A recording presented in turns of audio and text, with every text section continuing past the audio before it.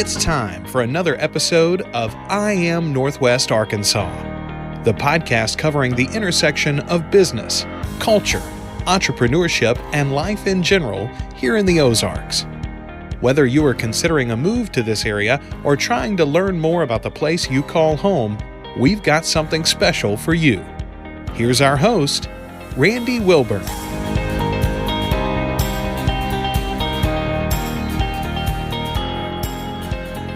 Hey folks, and welcome to another episode of the I Am Northwest Arkansas podcast. I'm your host, Randy Wilburn, and I'm here today. I have been so busy these past few weeks, and I don't know exactly when this podcast will come out and when you hear it, but since the pandemic has happened, I've just had to reorganize how I do everything. And then, of course, we had, unfortunately, the killing of George Floyd and just so much unrest in this country and protest and looting and everything, you name it. And I've had to kind of rethink and reorganize how I do things. But one thing that has kept me sane has been connecting with the great people of Northwest Arkansas. And so I was doing that with the podcast before all this stuff happened. And I just said, you know what, I'm going to plow into this even more.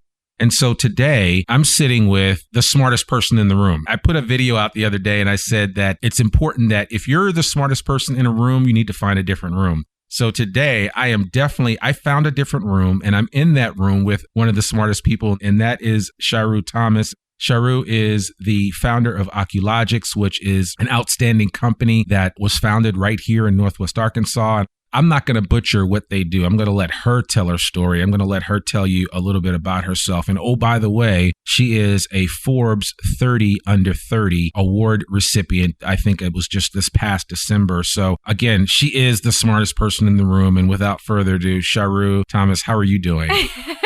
Randy, I'm doing so well. Thank you so much for having me. Absolutely. I'm definitely not the smartest person in the room, first of all. That's okay. Just to clear the air there. Yeah. Thank you so much for having me. Not a problem.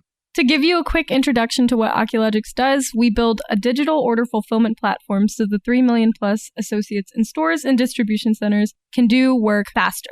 Yeah, and I saw you were on the Big Pitch program the other day, which was a program that was hastily put together within the last month to create some opportunities for entrepreneurs of Black and brown color to be able to grow their businesses. You were one of 15 businesses that were chosen to be a part of that. And I thought your pitch was great. You were right on point. You were very crisp. And I think all of the people that pitched did really well. And I actually had a chance to sit in on the pre-session where they kind of talked about how you pitch and how you present yourself. And I'm a big Shark Tank person, so I get it. You got to get in and tell your story right away. So I love how you just kind of came right out of the gates talking about that. I do want to back up just a little bit because I always tell people every company has a great idea, but behind every great idea is an individual that is able to create something, right? Because when you think about Google, you think about Sergey and Larry. When you think about Facebook, you think about Mark Zuckerberg, and the list goes on of all these different tech people that have built something, or for anyone that has built a company, it's still somebody behind that starts it. So I'd love for you to tell our audience a little bit about who Charu Thomas is and really what got you to this place right here where we are now. As I like to say, and everybody knows that listens to the podcast, tell us your superhero origin story. Oh, wow. Well, I would first like to call attention to the fact that it's definitely not just me. Right. I have an absolutely incredible team. I know you met Tanner yesterday. Yes, I did. And he is just one of the many incredible teammates and supporters that we have as a part of our Oculogx journey. And I'm just incredibly grateful to have such an incredible group of people. I've said incredible like 15 times. No, it's fine. It's fine. It's a good adjective to use to describe things. But seriously, though, tell me, because I think even with that team, the idea had to come from somewhere. I know you've had some experience with some pretty smart people that were part of the Google Glass experiment, if you will. You've been involved in this space for some time. You've done research for some time. I was listening to a podcast where you talked about how just the advent of the technology that Oculogx is focusing on was kind of born back in early 2000s, like 2008 or somewhere around there. But I'd love for you just to kind of talk about you and how you got to this place. When you were 15, you weren't like, I'm going to start this company and help people go out and make more efficient use of how they pick groceries in the store. You weren't thinking that way, right? Absolutely not. Yeah. So how did you get to where you are? I mean, you went to Georgia Tech. Again, smartest person in the room, in this room at least, if nothing else. how did you get here? I mean, what led you on this path that said, I'm going to be a woman founder of a tech company? And I mean, who knows where it goes? I mean, this thing could be huge. Right. Yeah. So. Well, I guess it does start with my education at Georgia Tech. I was at the #1 industrial engineering program in the world. Essentially, that's where I was introduced to supply chain and logistics. I did a lot of research with the current worldwide director of automation at Amazon. That's how I kind of got into the space of supply chain. It's a pretty big focus there. And then there was this really big event where I went to a hackathon with mixed reality devices. And that's where I kind of saw the power of augmented reality, mixed reality wearables. And I was just really excited by this idea that you could create something, a digital object that wasn't actually real. And so I went to go meet one of the world's leading experts on our campus, Dr. Thad Starner. Thad Starner is the inventor of Google Glass, and he's a pioneer of the wearable computing movement that started in the 1990s back at MIT Media Lab. He's an incredible person, an incredible advisor, and he started by giving me a book called Business Plans That Win $. Okay. I like that. Who wrote that book? It's just I don't actually remember who wrote the book, but it's lessons from the MIT Enterprise Forum. And he just had a box of them in his office, and he gave them to students who came to him and said, I want to be an entrepreneur. Right. And I know he was just joking, but he said something along the lines of, go take this, read it, and then when you're a billionaire, give me 10% kind of thing. And he was 100% joking. Right. But it was still a huge compliment and a vote of confidence from someone I really respected and looked up to that really prompted me to keep coming back. So I ended up working with Thad as the lead of his order picking research. So the research projects were built and incubated over a period of over a decade from 2008. And I was the lead in 2018. We essentially were finding the best ways to optimize the order fulfillment process. And we ended up publishing our work at an international symposium, won best paper there. That's pretty much the origin story of the research behind what became Oculogx. And then you just kind of said, maybe I should start something with regard to that and let's put it together? Or, I mean, is that how Oculogx was born? Well, so it's a little bit interesting. We were part of quite a few innovation competitions while we were still students. So we won second place in the Microsoft Imagine Cup. We won Atlanta Startup Battle. We were finalists for the Lemelson MIT Student Prize and this USPTO Collegiate Inventors Competition. So that was initial validation that maybe there was something there. But you learn a lot about pitching from those competitions. You don't really learn about how to build an actual business. Essentially, we ended up with $100,000 of seed money. When I was graduating, I had to make a decision. Do I want to go and pursue a PhD in computer science, or do I want to become an entrepreneur? And for me, it was a really hard decision because research was something I was really comfortable with, but I was really drawn to the impact of an entrepreneur. I didn't like the fact that as a researcher, I would spend months and months slaving over a paper and then end up having 3 people read it. It was kind of frustrating. So I was drawn to the fact that as an entrepreneur, you could impact a lot of people at a global scale. And so that's how I kind of made the decision. Okay. All right. I like that. Well, I'm glad you made that decision. And okay, so you were in Atlanta. Why leave Atlanta and come to Northwest Arkansas?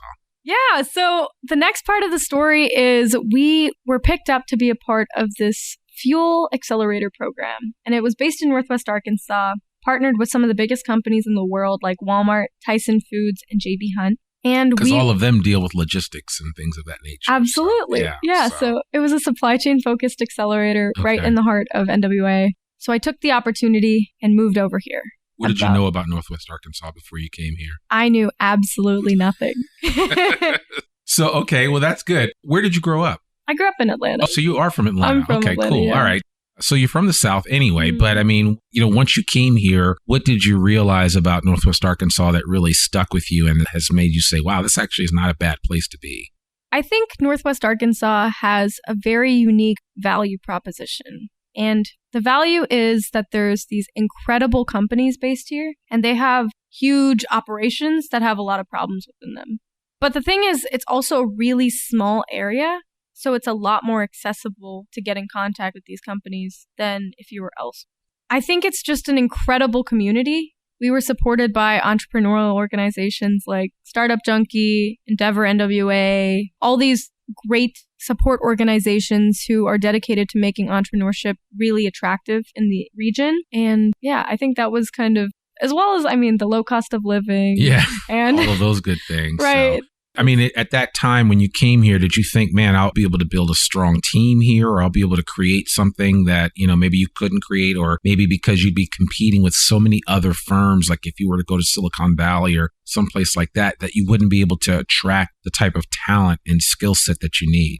It's actually funny because before I built a team here, I think it was in maybe July of last year, I was pitching for the plug and play supply chain launch because we're a plug and play supply chain company in the Valley. And there was a pretty prominent venture capitalist who was also at the event, and he was actually a speaker. And he came up to me and said, "Hey, that was a great pitch." And I was like, "Thank you." And he said, "Real question, are you concerned about the talent?" And I said, the talent in Northwest Arkansas. Right, the talent in Northwest Arkansas. And I said, I didn't really know what to say because I hadn't built a team yet. But now that I have, there's talent everywhere, first of all. Yes, absolutely. That's absolutely ridiculous to think that there's only talent in Silicon Valley and Atlanta. And when you think about the pandemic and what that's done to the way people work, remote work, nowadays, you're like, oh, where are you? Sure, you can work from there. And that's it. So, yeah. So I think that's kind of like an old school mindset that a lot of people have. And I think if you operate and you run your business without limitations and you don't do it from a place perspective, then you can consider a lot more options. 100%. I completely agree. And we kind of built our team around this like remote first idea. Some of our teammates are in the Valley, Boston, Atlanta, just very spread out. And we kind of hire more for a fit in terms of, do they fit with the team? That's just because our values are very like entrepreneurial. I guess I'll start this over because I'm kind of like I like this idea. Because I guess my next question would be to follow up with that is, how do you define culture for Oculogx? Because I think that plays into how you choose people to join your organization. Yeah. So I think that's important. I think it's really important too. I think all of our teammates have this fundamental entrepreneurial spirit. And that's what really separates them from anyone else in the world. Obviously, there's the other things like they can get shit done. Yeah. And they're incredibly ambitious and bright. But the big difference is they're very entrepreneurial. A lot of our teammates are either past founders or they want to start a company in the future, or they're really drawn to that innovative, fast-paced kind of mentality that we have. When I spoke with your chief operating officer, Tanner Green, and actually he has a podcast episode that we will be sharing. It may have come out before this or it may come out after this. I'm not sure, but he shared some really great insight and talked about fast bags and what he's been able to do. And I talk about this all the time. And I tell people, maybe it's one of the reasons why Google has had such success and has been able to keep such great talent is because they give people a chance to kind of explore their own things, their own dreams and aspirations. Because Charu has a dream, but Tanner also has a dream. And employee B over here also has a dream. And, and the list goes on. And I think companies are starting to figure out that, man, if I give people a bigger sandbox to play in and give them the opportunity to try different things, not only are they going to help me continue to grow, but they're also going to come up with some other things that might be ancillary to what we're doing and might be complementary, or they may create something and then go off and be competition or just go off and do something else great. I think that to me is really what it's all about. Too often people say, oh, I'm going to hire somebody and I want to keep them forever. But I don't think nowadays the average young person, and we were talking about before the recording Gen Z, which is your generation, I don't think that they're looking at employment that way. I think you hit the nail right on the head. I think my thesis is, I'm going to not say thesis because I feel like that's an overused word. Oh, that's fine. I think what's worked really well for us is the fact that we've kind of understood what each of our employees' visions are for themselves, So like, what do they really want to get out of this experience? What can we offer them that they can't get anywhere else? And making sure that they have those opportunities to get to those goals. So we start by, I guess this kind of sheds a little bit of light into our hiring process. But as soon as we hire people, we start by asking them, let's create some like questions for you. What would you want to get out of this experience? What would you want to learn that when you look back, if you had answers to those questions, you'd be like, that was a good use of my time. So for instance, some of Tanner's, maybe I could share Tanner's because you know him and you know what a clear and just incredibly thoughtful person he is. So okay, actually, maybe I'll pull them up because I don't know them off the top of my head. No, that's fine. That's fine. Do you want me to real quick? Yeah, please. Okay. I'd love for you to share. Well, because I mean, you never know who's listening, and could be your next employee listening to this episode. Absolutely. So I think it's good. I think that's, it's funny. I was telling somebody, as you're pulling that up, that one of my dreams with this podcast was to really impact people to choose Northwest Arkansas as a place to live because they want to come here to work. And I actually had a guy reach out to me not too long ago, and he told me, he said, I'm considering working for one of the big three. He didn't tell me which it was. So it was either Tyson, JB Hunt, or Walmart. But he said, your podcast, listening to your podcast, understanding, hearing you talk about this area and how great it is, and then hearing your guests talk about it, reaffirm my decision that maybe Northwest Arkansas is not a bad place to go. Absolutely. And so I think it's great. That's, you just never know who you'll find or how somebody will come about finding out about Northwest Arkansas. But I hope that this podcast plays a role in that when and where possible. So, absolutely. Yeah, absolutely. So I hope Tanner doesn't mind. I doubt he would mind me sharing some of this stuff. But here are some of the goals that he had when he first started almost a year ago. So one of them is, how do you communicate in a team with remote work? He was curious about communication because building a team culture is incredibly valuable. He was also curious about how do you vet and hire employees? And he wanted to understand and learn as much as possible to become a valuable asset to the team. So those are just a few of, he has 7 different goals on here. Right. Those are just 3 of them. Yeah. But I mean, we had measurable ways that he got to all of those goals. So for instance, he actually just led this incredible rebranding initiative that launched on Monday. Right. So that directly addresses how do you create a brand strategy, because he had to build it from the ground up. Okay. He built our brand guidelines. He spearheaded the development of our new website. He's been kind of in the mud, right, in the trenches, with all of our marketing and how we're positioning ourselves. And, based on like market analysis that we did, he kind of takes that and translates it to make it easy to understand for people. Yeah. And that's something he's especially suited to do because he has this incredible clarity, and he's a very visual person as well. So creating a visual story comes really naturally to him. Yeah.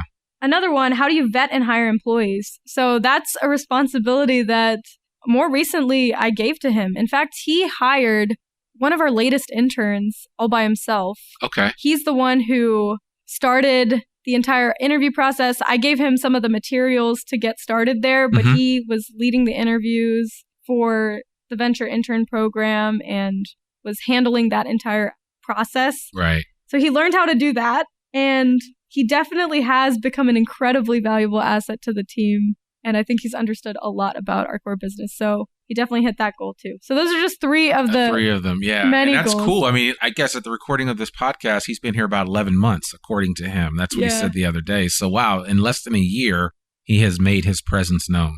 100%. Okay. 100%. Right. And it's not just him. Every single person on our team has their own little piece of Oculogx. That's why I say it's not just me. Right. No, I get it. Yeah, there's a lot of moving parts and a lot of people that make it move forward. So absolutely. Why don't you help just for our audience so they have a complete understanding? Because it took me a second to wrap my head around the value add that you would bring to a client or to somebody that would use your service. But as Tanner kind of walked me through explaining what a picker does and how that works, which I thought is fundamentally interesting, and I guess for the average person, when you think about like when I go to the store with my shopping list, right? Right. I waste a crap load of time getting through that store. Yes. Partly because if I go to the store and I'm hungry, I stop at places and look at food that I want to eat, not necessarily what my wife wants me to buy.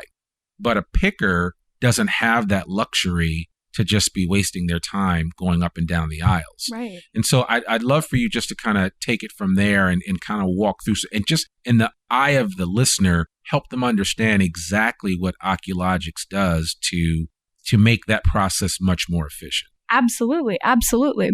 So the fundamental issue is order fulfillment is incredibly labor and time intensive. It accounts for up to 60% of operations. Yeah. So it's a huge problem. And essentially, we build tools for people on the floor so that they can do their job more efficiently. And we have 3 different products at the time of this recording. Sure. Yes. Oh, you're a pro now. Good. our first product is called Ox One. Okay. It's a hands-free picking solution, and it works on smart glasses. It's a prestige product geared towards F50s who have really optimized buy online, pick up in store or order fulfillment processes already. So it kind of gets them from, a 90% to a 100% kind of level. And when you say a F50, you mean a Fortune 50? Yes. Okay, yeah, because I just want my audience to know, make sure they know what's an F50, because they're probably thinking, oh, she missed the one there. You mean an F-150? And I'm like, no, she's not talking about a Ford truck. So, but yeah, just so that everybody understands. But that 10% difference is huge. It is huge. I mean, we're talking millions of dollars. Oh, yeah. So. Because think about also the scale of the operations at that level, right? Yeah.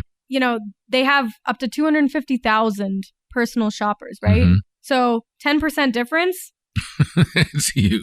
Yes. It's huge. Yeah. It's huge. Yeah. For one of our clients, we could save not like 2 hours almost in their shift. Yeah. So from 9 to 7.8.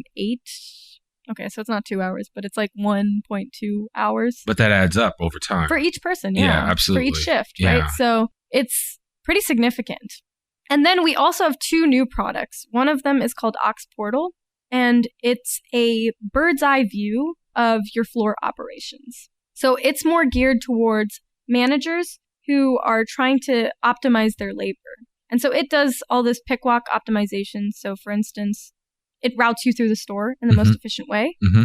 And it allows you to see exactly who's doing what and how they're doing with it. Mm-hmm. Are there any blockers? You can handle that. And the third product we have is called Ox Outline.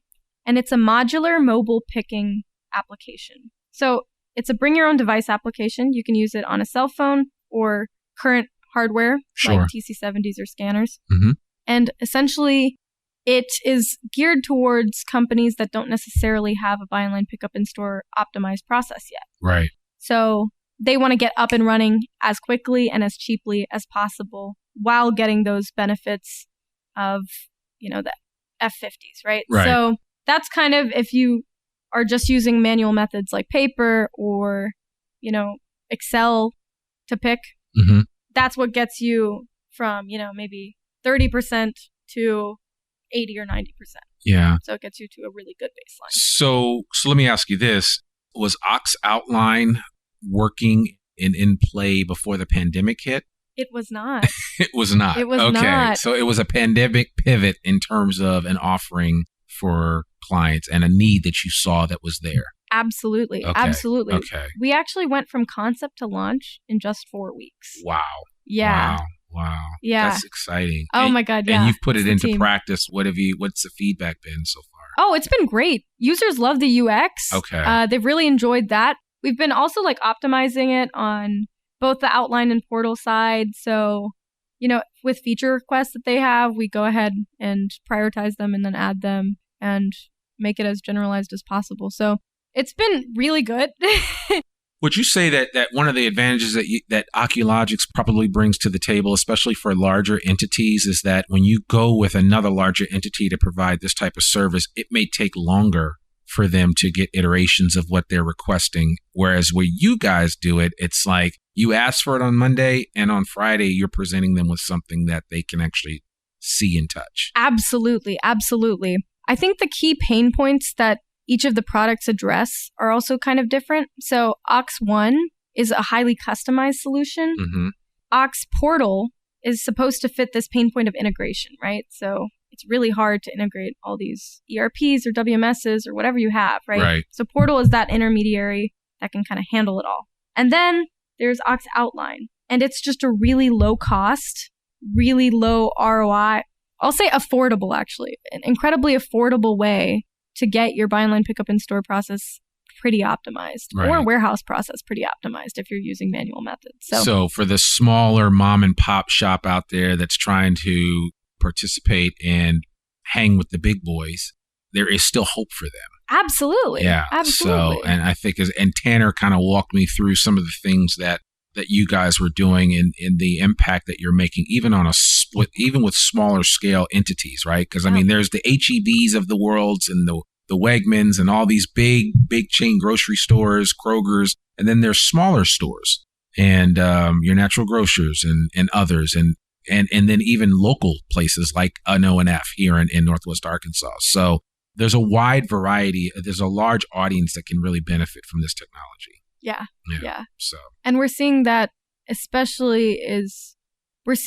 just rapidly progressing because of the pandemic, right? Because people need to get food. Yeah. It's a huge need. Yeah. And these grocers are, just throwing more labor at it. And at some point, it's just not profitable. You're losing money. Well, especially when most people don't realize, when I learned back in the day when I was doing business studies and looking at the profit margins of grocery stores. I mean, we're like talking about pennies. Right. Pennies on the dollar. So yeah. Every penny matters. Absolutely. It really does. So, yeah. Man. Okay. Well, I love that. I really do. And I think that this is certainly a much more technical conversation for some of you that normally listen to the podcast. But I think it's good for you to share that. And I want to just kind of pivot a little bit from this just to kind of ask you aspirationally if there are young women that are listening to this podcast that have thought about getting into computers, that have thought about coding and you've called yourself a hacker, if you will. What would you say to them? What would your advice be to them? Wow, that's a really great question. I mean, did you have fear when you got into this and saying, man, this is, I got to put my big boy pants on or big girl pants on because this is a different environment than I'm in. Are people going to take me seriously? I mean, I'm just having real talk here. Absolutely. But I think because people need to know that. And I think what it takes is, I've always told somebody, I don't care who you are, once you've seen somebody do something, once you've seen somebody that looks like you or acts like you or talks like you, do something that you want to do, it's a lot easier for you to go out and do it. So there's probably going to be a lot of young women that are going to see you and say, man, that maybe they've read about you in Forbes. Maybe they heard about you through something else and they saw you. And I don't know, maybe there was a young lady that was on the pitch, the virtual pitch yesterday and saw you and said, oh my God, she's doing that. I want to do that same thing. Yeah. So what would your advice be to them for them to kind of, get over any humps or hurdles that they may encounter? Maybe even some that you encountered. Yeah, that's a really great question. So I want to just clarify. Do you mean like more practical advice in terms of like join a research lab or starting projects? Just in general, or... I think just in general, because I mean, first of all, you got to be smart and you've got to want something. Yeah. And I would just be curious to know what your thoughts were. I mean, really what pushed you to kind of be able to do this and not be like, oh, I'm not in Silicon Valley. I don't have a bunch of, VC, private equity money that's pushing towards me and offering me the world. Not that won't come, and it probably will after this podcast. So we can talk about my fee later. But no, seriously though, I mean, you had to think of those things. Yeah. And I think that informs how you are. But I mean, for a young woman coming up, a 15 or 16-year-old that, is pretty sharp, is already well advanced in school, wants to, conquer the world and create new things, what would you tell them? What advice would you give them for them to recognize that, well, if Charu can do it, I can do it? Yeah. There's this one book that I really like. It's called The Greatest Salesman in the World. Oh, yeah. Ogmandino. Have you heard it? Oh, yeah, of course. It's a classic. That's right? a classic. It is a classic. Yes, it is a classic. So, it's a parable. Exactly. It's a great parable. It's a great, yeah. I think one of my recommendations would be to read that book. That'll just give you a different vibrance, I feel. But I think there's also this aspect of people in power have a responsibility. Yeah. To, break down the systems that don't support young people. Right. And, people in different communities, right? So I think that's a really big aspect of it. And do you think Northwest Arkansas is a place where people in power and people that have opportunities in front of them make open doors for others? Yes, I do feel like that. I do feel like that. That really reflects a lot of the experience I've had with entrepreneurial support organizations, accelerators, just people in the community in general are they love NWA. Right. And so it's just about building the community and making sure that everyone's like benefiting. And that's what makes it so special. Right. So yeah, I guess some of my advice to young women would be read The Greatest Salesman. Right. Yeah. Now you're going to make me, because I literally have that book on I read it like I've read it maybe a couple of years ago. Yeah. There's certain books that I read over and over again. So I tell people you have to have certain books that you just have as go-to books And that's one of them. Think and Grow Rich is another one yeah. that I like to read. The Prophet is yeah, another yeah, good yeah. one. I mean, there's quite a few Right. books that I like to read over and over again. So they're on my regular rotation. But that's a really good book. So now you've made me decide to go back and read that book again. But it is a great parable. It takes 10 months, but 10 months well spent. Yeah, absolutely. Absolutely. So yeah. And then the second, I guess, piece of practical advice is try to join research labs. I think that was really, really helpful for putting me on the right trajectory because you learn a lot of really technical knowledge and it's hard to replicate elsewhere. Yeah.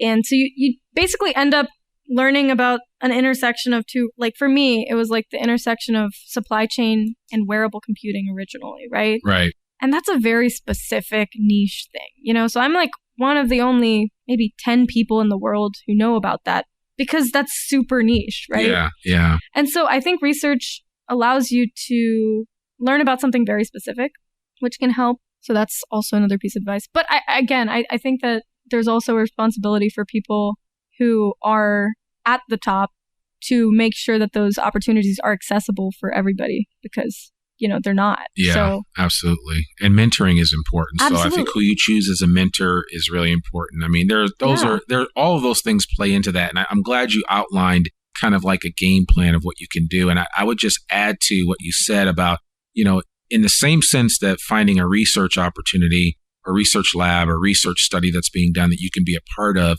is even just going to a firm that you admire and asking to intern there. Right. You know, just be proactive and just say, hey, I don't know if you're taking it, but I'll work for free, FREE, in exchange for exposure to what's happening. Well, I mean, I would say you should always ask for payment, well, but I agree with your sentiment. Yeah. That's actually how Tanner emailed me the first time. Right. He just cold outreach. Yeah. Which is good. Yeah, that's right. We talked about that. Yeah. And I think what I said to him was, I mean, it's important to do that. And you know, my grandfather used to tell me all the time, closed mouth doesn't get fed. If you don't open your mouth and say something, you're never going to be able to get something. I love that. Yeah. I love that. So, actually, one of my favorite quotes that my best friend's dad told me was the best start is showing up. It's a very similar kind of exactly. message of just showing up and kind of doing it. Yeah, it's listen, I have 3 boys, 15, 13 and 10, so they keep me busy and I'm constantly trying to teach these truisms to them so that they get it because eventually they're going to go out into the world and sometimes the world can be a very cold and unwelcoming place, but I mean you only get out of it what you put into it. So, yeah. Absolutely. So, wow, Charu, you dropped some knowledge on me and gave me some things that I've learned. I really appreciate, you know, just the time to learn a little bit more about Oculogx. And I guess I could say that you're probably the first person that I've interviewed where I could legitimately say, man, when you guys become $1 billion company, I can look back to this podcast and be like, I remember I interviewed somebody that really did something big. And no, I'm joking. Everybody that I talk to is doing amazing things. And it doesn't mean that you create a 9 or 10 figure company. I think if you provide something to the world that makes a difference and makes people's lives a little easier, I think that's important. Absolutely. So, absolutely. And that's not true. Tanner was on here, so I know for a fact. Yeah, we'll see. We'll see. I try to keep good company with good people. But Charu, thank you so much. Any last words that you'd like to share with our audience before we close out this particular episode? Anything? What is commonly said? I don't know. Any words of wisdom? I mean, you already told us your favorite book, so I'll ask it this way. Since we are talking about Northwest Arkansas a little bit, what's your favorite restaurant? Here? Yeah. Oh my gosh. There's this place called Calle Manila in 8th Street Market. It's a Filipino. Yes, yeah. They have very good wings. They have some really good food. They have amazing. I went to the Taste of NWA last year and I had more samples than I should have of their food, but their food is really, really good. It's absolutely incredible. Yeah, that 8th Street Market is amazing. There's a bunch of different stuff in there. I think Omar Kasem has juice palm in there. Right. There's a lot of different Yayo's is there, which is really good Mexican. Good, so there's all kinds of good stuff. But I mean, if you were talking to somebody that was thinking about coming here and they were like, Arkansas, Northwest Arkansas, what one thing would you say to them to say, hey, don't knock it until you try it? What would you say that really kind of got you over the hill when you came here? Oh my gosh. See, that's culturally, right? I mean, right. just from not necessarily from a work perspective, but what was it that like once you got here, you were able to exhale and say, wow, okay, you know what? I can do this. Yeah, that's a great question because actually there's a lot of people who do react in that way. I know. Trust me. My friends do all the time. Yeah. I'm from the Northeast. I talk about that all the time. They're like, why are you going to Arkansas, man? First of all, there's no black people there. There's all this. And I'm just like, listen, black people are everywhere, first of all. But secondly, it's Northwest Arkansas is a special place. It is. And don't knock it until you've tried it. It is. You know? So what do you say to that? Oh my gosh. Well, I would say that honestly, it's just an experience. There's some incredible opportunities here. And that's from visiting Crystal Bridges, which is the best museum I've ever been to in my life. And I've been to the Louvre. Yeah, right. I have too. The Louvre. Yeah. I don't even know how to say it, but Louvre. So is that R-E silent or what? Yeah, But I don't even know. so no, that's all good. And like Rome museums and Dallas and Atlanta and all these places, but Crystal Bridges is by far my favorite. It's absolutely museum. Yeah, absolutely. Then there's 8th Street Market, like you mentioned. Right. Yeah. A great place, super hip. There's downtown Bentonville, which has the Spark Cafe where you could get super cheap ice cream and milkshakes or whatever you want.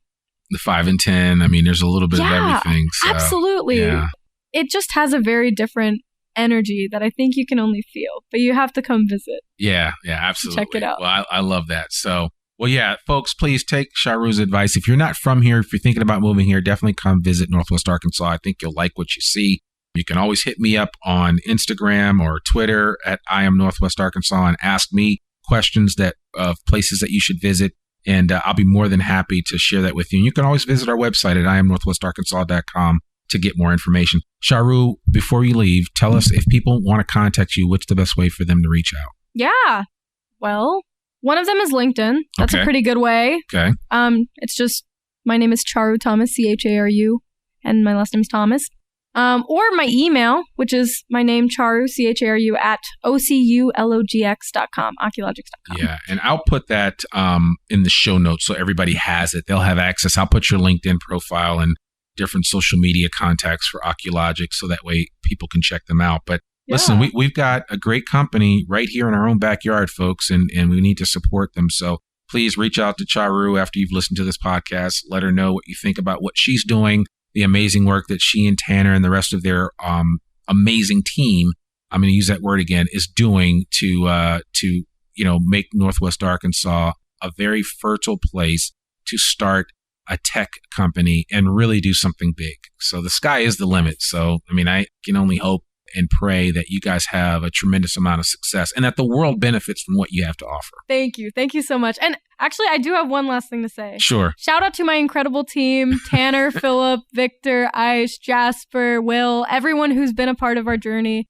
We're so grateful to have you. Yeah, that's awesome. Because you could not do it without them. 100%. Right. They're so valuable. We love you guys. Yeah, that's awesome. Fam forever. Yeah, there you go. There you go. All right. Well, Charu Thomas, Oculogx, thank you so much for coming on the I Am Northwest Arkansas podcast. Thank you so much for having me, Randy. I appreciate it. Appreciate it. Well, folks, there you go. Another episode of I Am Northwest Arkansas. It was so great to bring Charu on, and I'm excited to see what happens next with these guys at Oculogx. You know, they are doing some amazing things. You definitely need to check them out.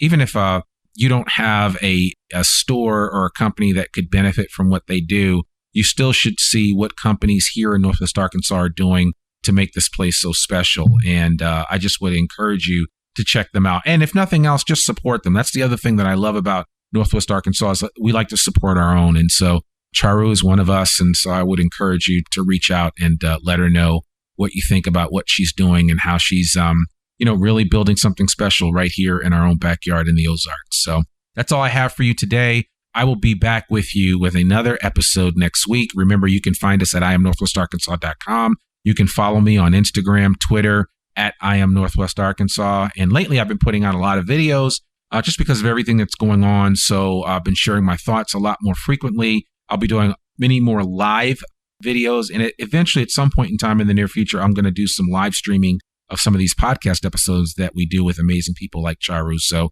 definitely stay tuned for what we're doing here at I Am Northwest Arkansas. We really, really appreciate each and every one of you. And our goal really is to provide you with great insight, great understanding, and to focus on the intersection of business, culture, entrepreneurship, and life here in the Ozarks. I will see you guys next week. Peace. We hope you enjoyed this episode of I Am Northwest Arkansas. Check us out each and every week, available anywhere that great podcasts can be found. For show notes or more information on becoming a guest, visit iamnorthwestarkansas.com. We'll see you next week on I Am Northwest Arkansas.